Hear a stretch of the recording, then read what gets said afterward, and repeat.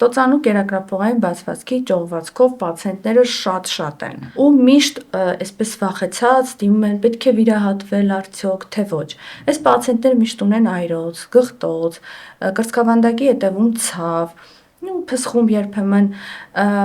մենք սկսում ենք դեղորայքային բուժում այսպիսի հիվանդներին միանգամից վիրաբույժի մոտ ուղղորդել ինձ թվում է ճիշտ չէ, որովհետև մենք կարող ենք մեղմել դեղորայքով այս ճողվածքի հետևանքով առաջացած գանգատները։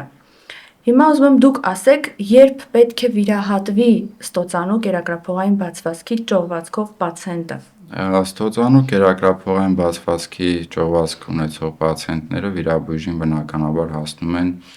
գաստրոենտերոլոգին դիմելուց հետո որոշակի մեթոդները անցած հետո սննդակարգ փոխելուց, ապրելակերպ փոխելուց եւ երբ գանգատները կամ չեն մեղմանում կամ լինում են դեպքեր, որ ավելի են խորանում, նման դեպքերում արդեն գործը հասնում է վիրաբույժին ու ոչ միշտ է որ պետք է վիրահատել